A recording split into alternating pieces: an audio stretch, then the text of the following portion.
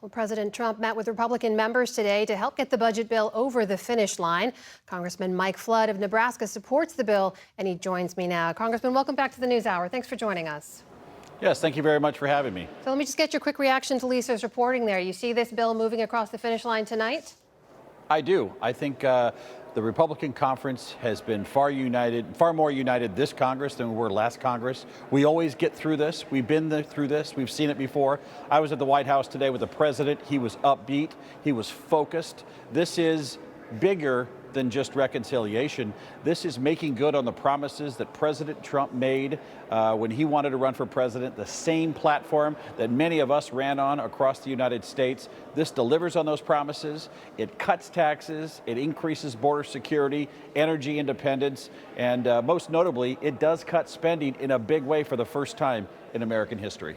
Congressman, can I ask you about the timing, though? Why the rush? I mean, I know other than the president wanting this July 4th deadline, in your conversations with him today when you were at the White House, was there any talk about delaying it so you have time to work with your colleagues who have real concerns and work through those? Why July 4th? Well, the reality is the House of Representatives, we've been working on this for a year and a half, for 18 months. When President Trump was sworn in, we had already been at this for the better part of a year. Speaker Johnson, Speaker McCarthy, they had set up task forces. And by and large, 85 to 90% of this bill is exactly what was passed in the House. The Senate obviously had the better part of a month to deal with it.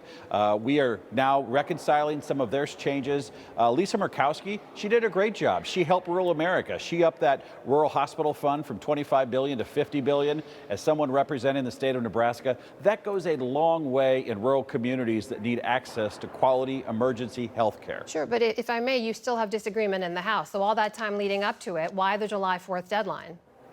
Well, have you ever tried to get 222 of your friends to agree on anything? I have not, admittedly. This is the way that the place is designed. It's designed to do this. It's designed to let everybody come forward. Listen, I had a lot of issues with the bill in the House before we ever passed it, and I spent hours at the negotiating table working on issues like SALT, working on issues like Medicaid, security, injunctions, things like that. We have been at the table. This is the process, and this is not going to age well. Americans need certainty. Americans need to know, are their taxes going to up? Are we going to have a federal estate tax exemption or not?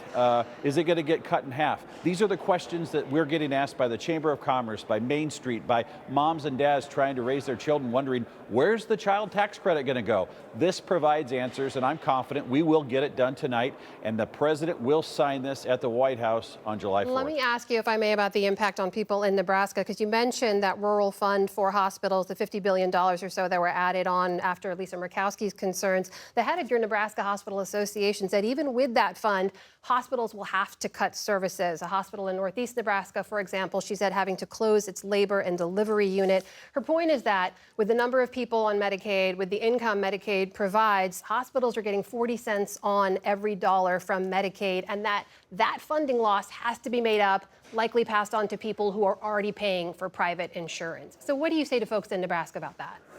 Well, I think some of the things we need to know about Nebraska is they just set up a provider tax system where Nebraska in the coming year is going to see a $1 billion increase in funds from the federal government. We have the state-directed payment system. We have a legislature that has kept up on Medicaid rates. Is it perfect? No. But in talking to the Hospital Association, I will tell you that they know they can live with this. It isn't perfect, right? When All both due respect, sides are... Congressman, this is someone who yesterday said that they will have to make cuts to services based on the bill.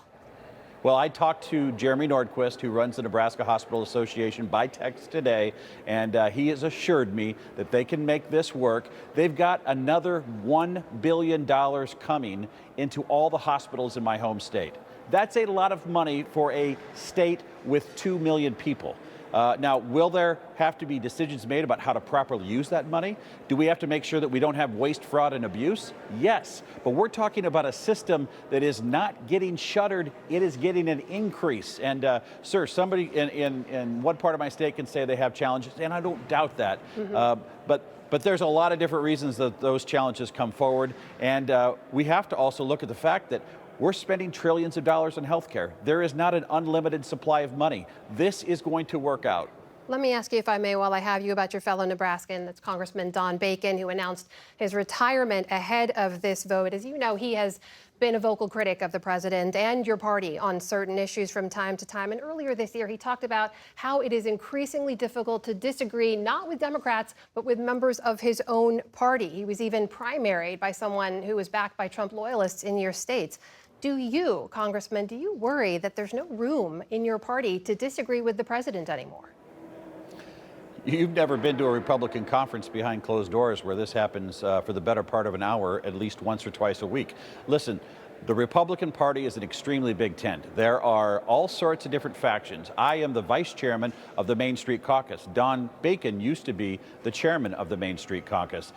We deal with people having disagreements every day. I served for 6 years as the speaker of the nation's only nonpartisan unicameral. I'm used to having different opinions in the rooms. I was at the White House today where several members of my own party were pushing the president on different issues, and we talked it through. Dr. Oz was there. He explained where we're going on Medicaid. So, yeah, I choose not to do it in front of the cameras. I choose to do it in a room where I can actually solve a problem and deliver a result. Now, Don Bacon has been an excellent representative for the people of Nebraska. He's uniquely tailored and perfect for the district that he's in. He has served 30 years in the Air Force, 10 years in the House. The guy's got like 8 or 9 grandchildren. I think he's on his way to a wonderful second career after this, and I can't say enough good about him. Congressman Mike Flood of Nebraska, we always enjoy having you on the show. Thank you so much for your time. Thank you for having me. And a quick note, we'll have a conversation with Congressman Ralph Norman, who's actually opposing the president's bill at this moment, in a moment after the news summary.